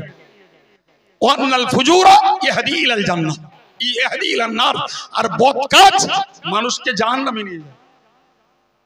তো রাসূল বলছেন যে মা যালা রাজুলু ইয়াকযিবু, একটা লোক বারবার মিথ্যা কথা বলে, মিথ্যা কথা বলতে বলতে হাত্তা ইয়াকতুবা ইনদাল্লাহি কাযাব, সে আল্লাহর কাছে মিথ্যাবাদী বলে গণ্য হয়ে যায়। ভাই এই সত্য আর মিথ্যা, এই ভালো আর মন্দর দায়িত্বটা, জিম্মাদারিটা কার? জীবের না? এই জোরে বলেন। তাহলে জীবের একটা গুরুতর দায়িত্ব, যে সত্যতার ভিত্তিতে যাওয়া যাবে জান্নাতে আর যে মিথ্যার ভিত্তিতে যাওয়া যাবে জাহান্নামে। তাহলে একজন পরকাল ভীতু, একজন সচেতন, সে পীর না পীরজাদা, মৌলানা না মুফতি, সে ইমাম সাহেব না হাফেজ সাহেব, সে সাধারণ জনগণ, আমি যখন মুসলমান, তাহলে আমার পক্ষে একান্ত জরুরি হলো জবানটাকে মিথ্যায় ব্যবহার না করে সত্যের জন্য ব্যবহার করা। সুবহানাল্লাহ বলেন। ভাই জবান এত লাগাম ছাড়া, জবান এত লাগাম ছাড়া, জি কোন ভদ্রলোক বলল কেউ আমার নামে পীর বলেছে, কেউ আমার নামে কি বলেছে? পীর বলেছে। জি ভাই, তো কেউ যদি আমার নামে পীর বলে, আচ্ছা তাহলে পীর যিনি বলেছেন কৈফিয়তটা তার কাছে নিতে হবে নাকি? আমি কি ঢেঁটরা পিটিছি যে ভাই আমি পীর হয়েছি, তোমরা আমার কাছে এসে মুরিদ হও? আছে রেকর্ড কারোর কাছে? হ্যাঁ, এখন যদি তার পাল্টা কেউ বলে শয়তান তবু পীর হতে পারে, এ কোনোদিন পীর হবে না। আচ্ছা এটা কোনো মুসলমানের ভাষা হলো? হ্যাঁ, ঘুরিয়ে যদি জিজ্ঞেস করা হয় যে শয়তান পীর হবে, তোমার কাছে কোনো রেকর্ড আছে? কোরআন হাদিস ইজমা কিয়াসের কোনো দলিল আছে? জি ভাই, মাতিন সাহেব আবেগে বলি আর হকিকতে বলি, জামিয়ার ইসালে সাহেব মাতিন সাহেব আমার নামে জিন্দাবাদ দিল আমির শরীয়ত বলে। জি, একজন জ্ঞানী পণ্ডিত, অত্যন্ত মহাবুদ্ধিজীবী ব্যক্তিত্ব, তিনি বললেন এ আমিরুস শরীয়ত না, আমিরুস শয়তান। এ ভাষার কোনো আলিয়াটক আছে? কথা বলেন। জি ভাই, স্লিপ অফ টাং XYZ যে কেউ ভুল বলতে পারে, কিন্তু যে কথাগুলো বার হয় ওগুলো কি ভুল? ওগুলো তো ভুল না, ওগুলো ইচ্ছাকৃত, ওগুলো ইচ্ছাকৃত। সুতরাং আমি সবার কাছে অনুরোধ করে বলবো যে জবানটা লাগাম লাগালে ভালো হবে। কার ভালো হবে? জোরে বলেন। ভাই হযরত আবু যার গিফারি রাদিয়াল্লাহু আনহু, নবী পাকের সাহাবী, তিনি শুনছেন একজন ব্যক্তি তার নামে গাল দিচ্ছে। একজন ব্যক্তি কি বলেছি বলেন? তার নামে গালি দিচ্ছে। তো হযরত আবু যার গিফারি রাদিয়াল্লাহু আনহু লোকটার কাছে গেলেন। লোকটার কাছে গিয়ে বললেন, ভাই তুমি আমার নামে গালি দিচ্ছ? তা শোনো, তোমার একটা কথা বলি, আমার আর আল্লাহর জান্নাতের মাঝখানে একটা বর্ডার আছে। ওই বর্ডারটাকে যদি আমি ভালোভাবে পেরিয়ে যেতে পারি, তাহলে তোমার গালির কোনো পরোয়া আমার নাই। সুবহানাল্লাহ বলেন। আর একটু মন খুলে বলেন, সবাই মিলে বলেন। আর যদি ওই বর্ডারটাতে আমি আটকে যাই, তাহলে তুমি গালি দিয়ে আমার কত খারাপ বলবে ভাই, আমি তার থেকে অনেক বেশি খারাপ। উনি বললেন, আমার আর আল্লাহর জান্নাতের মাঝখানে রয়েছে মরণ বর্ডার। এই বর্ডারটাকে যদি ঈমান নিয়ে পেরোতে পারি, তাহলে আমি আল্লাহর দয়ার জান্নাতের যোগ্য হয়ে যাব। সুবহানাল্লাহ। কিন্তু ওই বর্ডারে যদি আমার ঈমানটা হারিয়ে যায়, তাহলে আমার জন্য ঠিকানা হবে জাহান্নাম। তুমি গালি দিয়ে আমায় কত খারাপ বলবে, তার থেকেও আমি অনেক বেশি খারাপ, অনেক বেশি দুর্ভাগ্যবান। ঠিক না ভুল? তুমি গাল দিয়ে কি লাভ করছো বাবা? মিথ্যা সমালোচনা কি লাভ করছো? আরে তুমি কাজ করো, জনগণ তোমার পক্ষেও যাক, কোনো টেনশন নেই, কোনো হিংসা নেই। কিন্তু তুমি যদি কাজ না করো আর অন্যেরা কাজ করলে তোমার যদি হিংসা লাগে, মিথ্যাচার করে মানুষকে তুমি পাশ থেকে সরিয়ে দিতে চাও, মিথ্যাচার করে যদি জনগণের স্রোত বন্ধ করতে চাও, মিথ্যাচার করে যদি তুমি জনগণের দান বন্ধ করতে চাও, মনে রেখে দিও, মনে রেখে দিও, মনে রেখে দিও যে কোরআন বলেছে ইউরিদুনা লিউতফিউ নূরাল্লাহি বিআফওয়াহিহিম, যে ইসলামের দুশমনেরা ইসলামের শুরু লগ্ন থেকে চেয়েছিল আল্লাহ পাকের হেদায়েতের জ্যোতিটাকে ফু দিয়ে নিভিয়ে দেবে। ফু দিয়ে ল্যাম্প লেবানো যায়, ফু দিয়ে ইলেকট্রিক লাইট আর টিউব লাইট লেবানো যায়। ফু দিয়ে যারা ইলেকট্রিক লাইট টিউব লাইট লেবাতে চায় তাহলে এদেরকে নিঃসন্দেহে ব্রেনের ট্রিটমেন্ট করা ছাড়া কোনো উপায় নাই। বলেন বলেন, হ্যাঁ জি ভাই, কোরআনের বক্তব্য আল্লাহ বলেছেন, আল্লাহ স্পষ্ট বলেছেন আল্লাহু মুতিম্মু নূরি, আল্লাহ চান তার হেদায়েতের জ্যোতিটাকে কমপ্লিট করে ছাড়বেন। আর একটু জোরে বলেন, আর একটু জোরে বলেন। মা আমিনার সেই কুঁড়ে ঘরের প্রজ্বলিত ইসলাম আজকে সারা পৃথিবীর সমস্ত দেশগুলোতে পৌঁছে গেছে, অথচ একে গলা টিপে মারার জন্য আবহমান কাল ধরে বিরোধী সম্প্রদায়েরা চেষ্টা কম করেছে। জোরে বলেন। আমি কখনো সখনো বলে ফেলেছি Islam as a tube, Islam as a spring. আচ্ছা বলেন দিন, হাত দিয়ে স্প্রিং কে চেপে ধরে রাখা যায়? জোরে বলেন। ক্ষমতা আছে? আপনি সর্বশক্তি নিয়োগ করে স্প্রিং কে চেপে দেবেন, যেই ছাড়বেন ও মাথা চাড়াই দিয়ে আপন জায়গায় ঠেলে উঠবে। ভাই সুইমিং পুলে সাঁতার কাটে টিউব চেপে, লরির টিউব, বাসের টিউব, এইসব চেপে চেপে জি বড় বড় শহরগুলোতে তাদের বাচ্চারা সাঁতার শেখে। সাঁতার স্বাস্থ্যের জন্য বিরাট উপকারী জিনিস। সুতরাং তারা জলাশয় পায় না, পুকুর পায় না, তারা পরিগ্রাম্য পল্লীতে বাস করে না, ওই ছাদের মাথায় সুইমিং পুল করে রেখেছে, সেখানে টিউবে সাঁতার কাটে। আচ্ছা 10-12টা ছেলে মিলে যদি একটা টিউব চেপে ধরে, চুপিয়ে ধরে, ডুবাতে পারবে? মনে হচ্ছে এরা পারবে, বোধহয় পারবেন। আপনারা পারেন? তা চলেন দিন পুকুরি দেই, টিউব দেন, কত ক্ষমতা আছে। আরে এক সাইড ডুবলে আর এক সাইড ঠেলে উঠবে না, চারিদিকে সবাই মিলে সমান হারে ধরে ওরে চোবা বাপ। তোর শক্তি যতক্ষণ ততক্ষণ চুবিয়ে রাখবি, তুই নিজেই ক্লান্ত হয়ে চিৎপাত হবি, টিউব ঠেলে উঠবে। কথা বলে। সুতরাং অল ইন্ডিয়া সুন্নাতুল জামাত, অল ইন্ডিয়া সুন্নাতুল জামাত সত্যের পক্ষে, হকের পক্ষে, জাতির সেবায়, জনগণের সেবায়, শিক্ষার আন্দোলনে, অন্যায়ের প্রতিবাদে কাজ করছে। এটাকে যারা অবান্তর ভেবে, এটাকে যারা অন্যায়ভাবে দূষিত করে চোবাতে চাইবে, ডোবাতে চাইবে, তোর শক্তি হারিয়ে যাবে, এ টিউব যথারীতি ঠেলে উঠবে।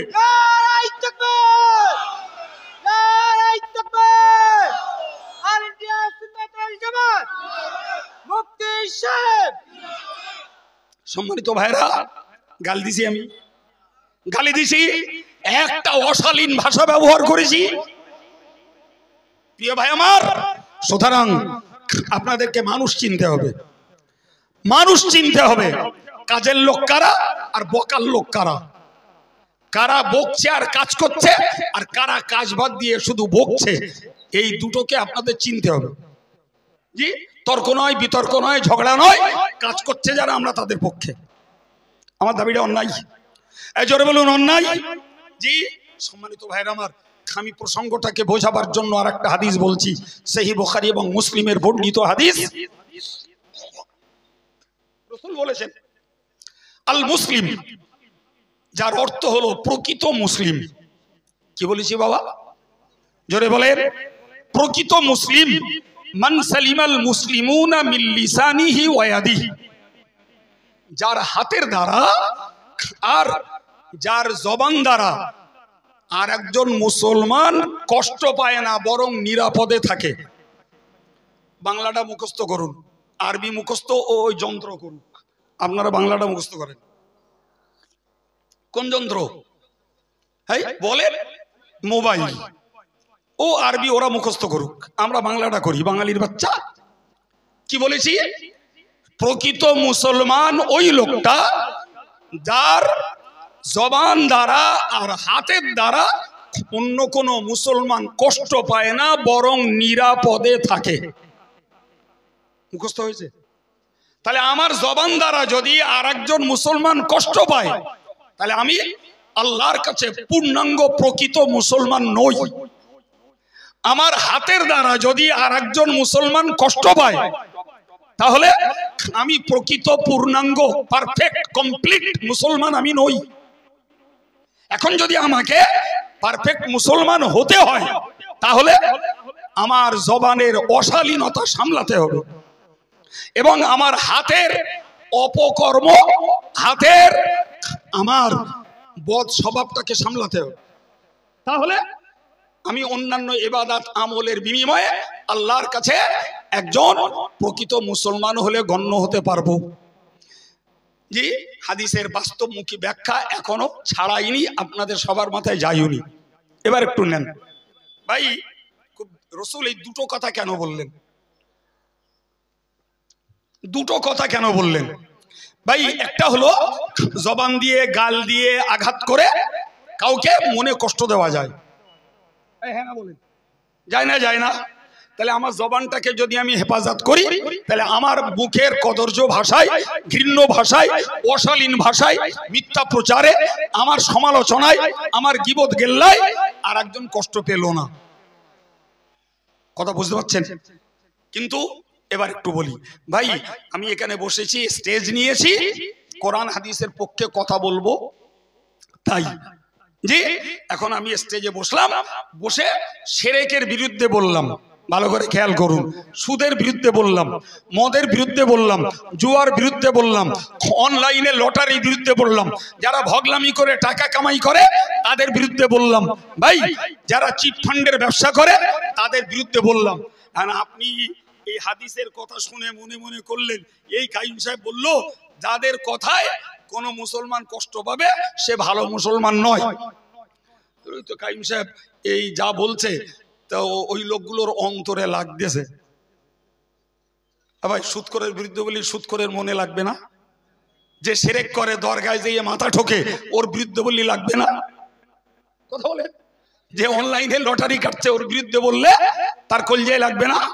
যে মেয়েরা বেপরদায় ঘুরছে এদের বিরুদ্ধে বললে এদের কলিজায় লাগবে না? বলেন বলেন। এখন এবার বলেন, এই কথাগুলো এদের বিরুদ্ধে বলেছেন কে? জোরে বলেন। ওয়াজ আব্দুল কাইয়ুম করে না, ওয়াজ অন্য কোন বক্তা যারা কোরআন হাদিসের কথা বলে তারা করে না, ওয়াজ করে রেখেছেন আল্লাহ।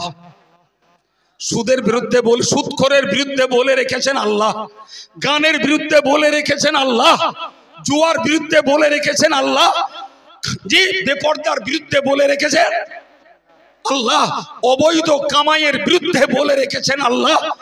পাশাপাশি সেই কথাগুলোকে আরো ডিসকাস করেছেন রাসূলুল্লাহ।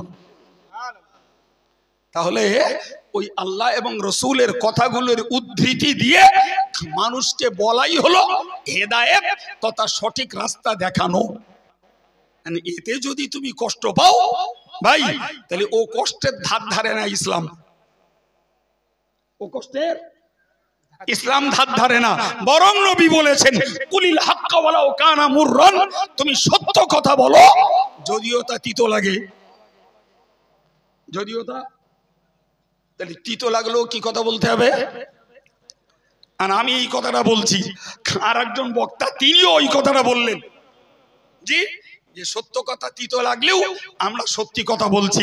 এখন তুমি সত্যি বলছো মিথ্যা বলছো, তুমি জবাব তুমি আল্লাহকে দেবা, আর আমার জবাব আমি আল্লাহরে দেবো না কারো দেবো? মাঝখানে জনগণ নিয়ে খেলা, ম্যান পাওয়ার কার কত বেশি, ওরই টেস্ট চলছে। এই কথা বুঝতে পারেননি? ম্যান পাওয়ার কার কত বেশি ভাই? তো ম্যান পাওয়ার দেখিয়ে দুদিনের দুনিয়া কাটানো যাবে, কিন্তু মূলত আল্লাহর কাছে সত্যতার বিচার হবে না? হবে না? হ্যাঁ, প্রিয় নবী বললেন ইউজাহিদুনা ফি সাবিলিল্লাহি ওয়ালা ইয়াখাফুনা লাওমাতা লাইম, যারা আল্লাহর রাস্তায় চেষ্টা করে, আল্লাহর রাস্তায় যারা সাধনা করে, আল্লাহর রাস্তায় যারা সংগ্রাম করে, এরা কোন তিরস্কারকারী তিরস্কার, গালিদাতার গালি, কোন ভৎসনা দাতার ভৎসনা এরা পরোয়া করে না। এই কথা বুঝতে পারেননি জি ভাই। অল ইন্ডিয়া সুন্নাতুল জামাতের কর্মকর্তারা, এদের দায়িত্বশীল কর্তব্যপরায়ণ নেতৃস্থানীয় লোকেরা অন্যের কাছে যা গাল খায়, অন্যের কাছে যা সমালোচনা খায়, পাল্টা বলো ফিরিয়ে দেয়নি। জবাব দিয়েছি, জবাব এক জিনিস, আর গাল ফিরিয়ে দেওয়া জি, জবাব এক জিনিস আর গাল ফিরিয়ে দেওয়া জোরে বলেন জি ভাই। কাইয়ুম সাহেব 33 বছর ধরে ফতোয়ার খেদমত করে। আগে নিজেই করতে হতো, আলহামদুলিল্লাহ এখন জামিয়ার যথেষ্ট যোগ্য ছেলে তৈরি হয়েছে, তারাও আমার ফতোয়ার কাজে সহযোগিতা করে। কথা বুঝতে পারছেন না জি? তা আমি একটা ফতোয়া লিখলাম, ওই ফতোয়া বুঝবার মতো ঘেনু তোমার নেই। এখন তুমি যদি না বুঝে বলো কাইয়ুম সাহেব ভুল ফতোয়া দিয়েছে, তা তুমি একটা তসবিহ নাও, তসবিনে বলো কাইয়ুম সাহেব ভুল ফতোয়া দিয়েছে, কাইয়ুম সাহেব ভুল ফতোয়া দিয়েছে, কাইয়ুম সাহেব ভুল ফতোয়া দিয়েছে, কাইয়ুম সাহেব ভুল, দিনে 1000 বার করে পড়ো। আর আমি যদি ঠিক ফতোয়া দেই তা আমার যাজা আমি আল্লাহর কাছে পাবো বলো জি। কিন্তু আমি ভুল দিয়েছি না ঠিক দিয়েছি তার পরীক্ষা যদি করতে হয়, বুকের পাটা থাকলে কাইয়ুম সাহেবের সামনে বসতে হবে। নারায়ে তাকবীর, নারায়ে তাকবীর। অল ইন্ডিয়া সুন্নাতুল জামাত মুফতি সাহেব আব্দুল মাতিন সাহেব স্বরূপনগর বাজারে বসে, বেড়া চাপায় বসে, মাটিয়ায় বসে কুন করে কোনদিন তুমি সঠিক জিনিস জানতে পারবে না। হ্যাঁ প্রিয় ভাই আমার বক্তব্য তাহলে হক কথা তুমি বলছো না আমি বলছি জি। আর সত্যের পক্ষে সাধনা সংগ্রাম চেষ্টা অল ইন্ডিয়া সুন্নাতুল জামাত করছে না তুমি করছো, সেটা তো মূল্যায়ন হওয়ার দরকার ছিল সামনে বসে। ঢিল ছুড়ে না, কথা বলে গাল দিয়ে না, মিথ্যা অপপ্রচার করে না, বদনাম দিয়ে না, ওতে শুধু পাপ জড়ো হচ্ছে। মনে রাখবেন মিয়া, তাহলে জবান দ্বারা মানুষকে উপকারের কথা বলা যায়, আর এই জবান দ্বারা মানুষকে ক্ষতির পথ দেখানো যায়, আর নিজেও ক্ষতির গাড্ডায় পড়া যায়। ঠিক না ভুল? ঠিক ততই বছর রসুল হাতের কথা বলেছেন 1400 বছর আগে। আমরা জানি বড় জোর হাত দিয়ে মারডাঙ্গা করা যায়, এরে মারা যায়, ওরে একটা কিল মারা যায়, এর একটা চড় মারা যায়, হাতে একটা মারণ অস্ত্র নিয়ে কোনো যন্ত্র নিয়ে কাউকে প্রয়োগ করা যায়। কিন্তু জানেন ভাই, 10 ফোঁটা ফলিডল খেলে বড় জোর একটা লোক আল্লাহর হুকুম হলে মরতে পারে। এই কি বলেছি বলেন? 10 ফোঁটা ফলিডল যদি একটা লোক খায় আল্লাহর হুকুম হলে মরতে পারে।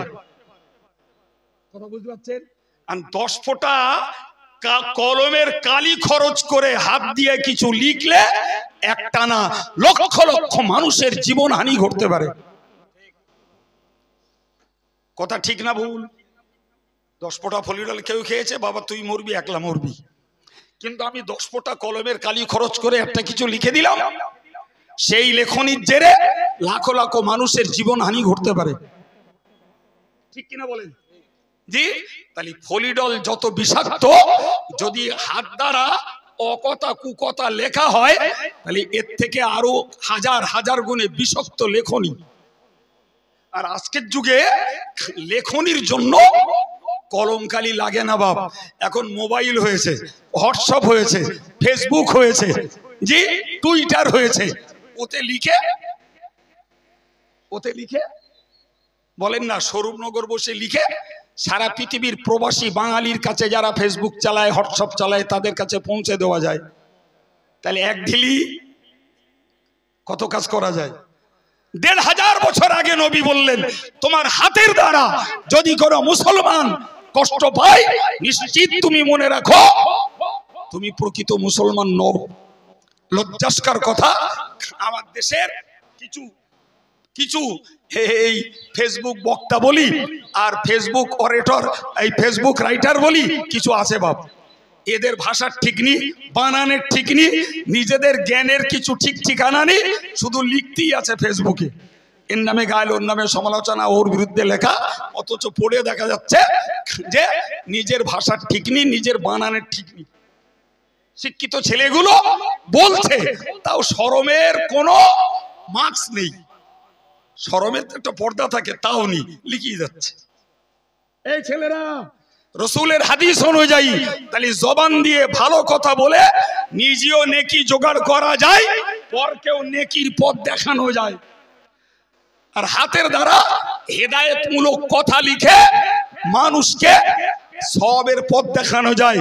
আর হাতের দ্বারা হার্ড কপিতে, বইতে অকথা কুকথা লিখে নিজেও পাপের কমিশন নিয়ে জাহান্নামে যাওয়া যায়। আর ফেসবুক, হোয়াটসঅ্যাপে আর টুইটারে অকথা কুকথা লিখে জাহান্নামের কিট তৈরি হওয়া যায়। কথা বলে, খুব সাবধান, খুব সাবধান। দুদিনের দুনিয়া।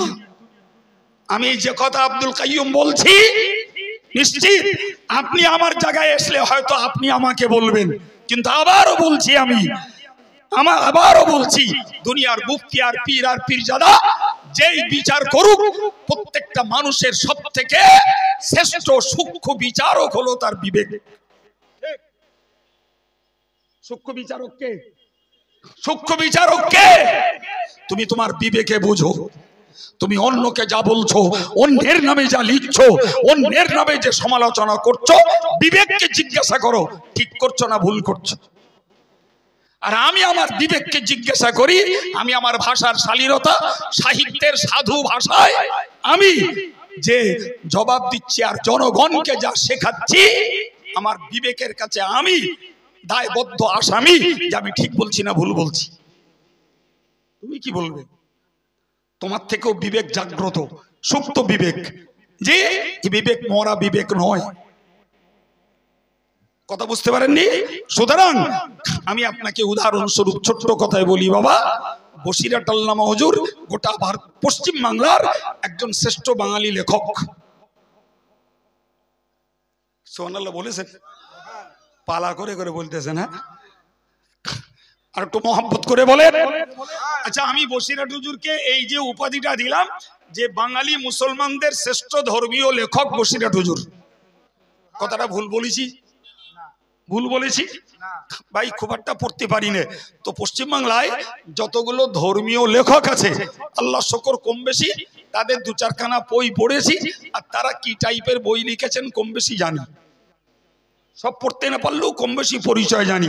তাতে আমার পরিষ্কার, আমার কাছে স্পষ্ট যে বাঙালি মুসলমানদের জন্য ঈমান ইসলামের পক্ষে বসিরহাট হুজুর যত লেখনী লিখেছেন পশ্চিমবাংলার মাটিতে, ইসলামের পক্ষে, ঈমানের পক্ষে, আমলের পক্ষে, হক আকীদার পক্ষে, এত লেখনী অন্য কেউ পশ্চিম বাংলার মাটিতে কেউ লিখেনি।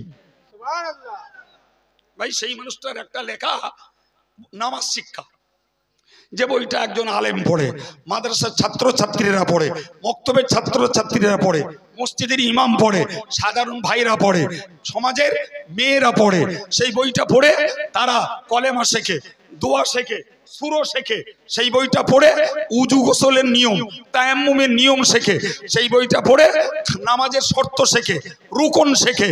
সেই বইটা পড়ে উজুর ফরজ সুন্নত শেখে। সেই বইটা পড়ে নামাজের ফরজ সুন্নত ওয়াজিব শেখে। সোজদা কিসে ওয়াজিব হয় শেখে, নামাজ কিসে মাকরু হয় শেখে, নামাজ কিসে নষ্ট হয়ে যায় শেখে, নামাজ মুসাফির কি করে নামাজ পড়তে হয় সেটা শেখে, রোগী ব্যক্তি কেমনে নামাজ পড়বে সে শেখে, ঈদের নামাজ কি করে পড়তে হবে তাতে শেখা যায়, জানাজা কেমনে পড়তে হবে তাতে শেখা যায়, কোরবানির প্রাথমিক পর্যায়ের মশলাগুলো তা থেকে শেখা যায়। এই বইগুলোর দ্বারাই বা এই বইটার দ্বারাই বাঙালি মুসলমানদের বিরাট অংশের উপকার হয়েছে, হচ্ছে। একটু বলবেন উপকার হয়েছে, এখনো হচ্ছে, আগামী দিনেও ওই বইটা ব্যবহার করলে বাঙালি মুসলমানের উপকার হবে। ঠিক বলছি না ভুল বলছি?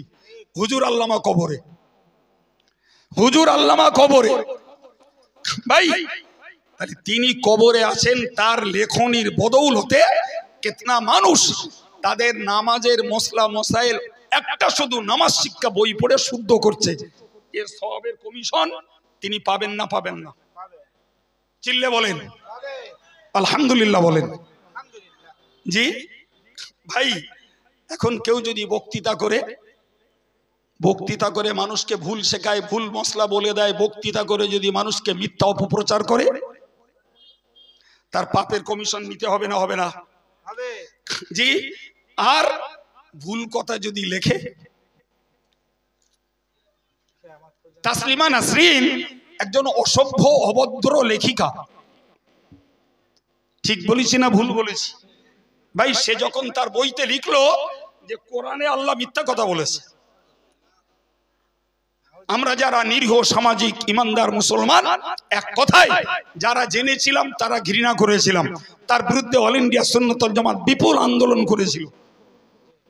জি ভাই, কিন্তু ভারতবর্ষের আনন্দবাজার সর্বাধিক প্রচারিত পত্রিকা এডিটর সম্পাদক তাসলিমাকে ডেকে পুরস্কার দিল। কেন? কথা বলছেন না কেন? এর রহস্য কি?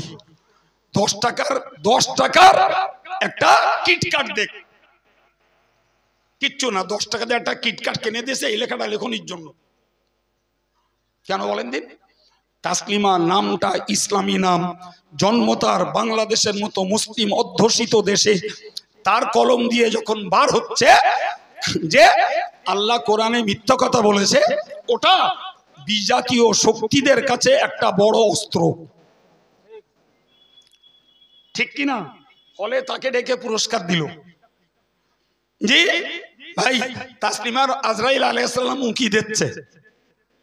কি বলেছি বলেন দিন? উঁকি দিচ্ছে। কবে নেবে সেটা আল্লাহ জানে, তবু উঁকি মারা হয়ে গেছে। এই বুঝতে পারেননি? যাবে যাবে ভাব। ভাই এখন বলুন, তার বইটা বজায় থাকলো, তার বইটা প্রিন্ট আউট থাকলো, আর দেশের লোকে পড়লো, কোন মুসলিম পড়ুক তার ভিতরে মনে সন্দেহ তৈরি হোক, আর কোন নন মুসলিম লেখক লেখিকা শিক্ষিত বুদ্ধিজীবী পড়ুক, আর ইসলামের প্রতি, কোরআনের প্রতি, আমার নবীর প্রতি ঘৃণ্য মনোভাব নাউজুবিল্লাহ তৈরি হোক, এর পাপের দায় ওই অসভ্য লেখিকাকে নিতে হবে না? হবে না? জি। তাহলে বসে হুজুর নামাজ শিক্ষা লিখে কবর শুয়ে সওয়াব পাচ্ছে। জি। আর একজন বসিরহাট হুজুরের বিরুদ্ধে লিখলো, রুহুল আমিন সাহেব আলেম ছিল না, ইংরেজি শিক্ষিত লোক ছিল। জি। কেরানির চাকরি করতো, কেতাবের ব্যবসা করে খেত, পুঁটিমারি 300 বিঘা জমি বন্ধক রেখে খেয়েছিল। জি। মরার সময় বেঈমান হয়ে মরে যাচ্ছিল। এই লেখা বইটাও বাঙালি সমাজের কাছে আছে। এই কথা বুঝতে পারছেন কি? হ্যাঁ, আমি প্রতিবাদ করলাম, ইনি প্রতিবাদ করলেন। ভাই আর একদল প্রতিবাদ না করে গলায় গলায় মিশলেন, অথবা এক সময়ে প্রতিবাদ করে আর এক সময়ে কোন সুবিধার্থে তার সঙ্গে হাতে হাত মিলালেন। কি বলবেন? আমি নীতিচ্যুত না যারা এক পিরিয়ডে প্রতিবাদ করে আর এক পিরিয়ডে গলে গলে মিলে গেছে? নীতিচ্যুত কে? জোরে বলেন। হ্যাঁ, হুজুর আল্লামা কবরে, তার বিরুদ্ধে এই কথাগুলো লেখা হলো। জি। কিয়ামতের দিনে তার সামনে জবাব দিতে হবে না? হবে না? আমি ওয়াজ করছিলাম জবান আর হাত। কিসের ওয়াজ করছিলাম? জোরে বলুন। জবান আর হাত। তাহলে জবান দিয়ে ভালো কথা বলে কবরে শুয়ে সওয়াব পাওয়া যায়, জবান দিয়ে মিথ্যা অপপ্রচার করে কবরে শুয়ে পাপের কমিশন পাওয়া যাবে। হাতের দ্বারা ভালো কথা লিখে কবরে শুয়ে সওয়াব পাওয়া যাবে, আর হাতের দ্বারা মিথ্যা অকথা কুকথা হার্ড কপি বইতে লিখি, আর সফট কপি ফোনে, ফেসবুকে, হোয়াটসঅ্যাপে, টুইটারে লিখি। যে মায়ের লাল হও, জবাব তোমার আল্লাহর কাছে দেওয়া লাগবে।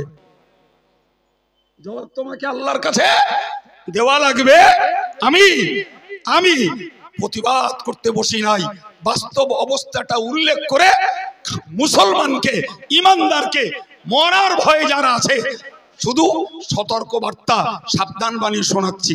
আল্লাহ না করুন আমার দ্বারায়, আমার কোন লেখনীতে আর আমার কোন বক্তৃতায়, slip of tongue, slip of pen, আমার দ্বারায় যদি কোনো ভুল বেরোয়, জি, আমিও নিশ্চিত তার জন্য আল্লাহর কাছে দায়বদ্ধ হয়ে যাব।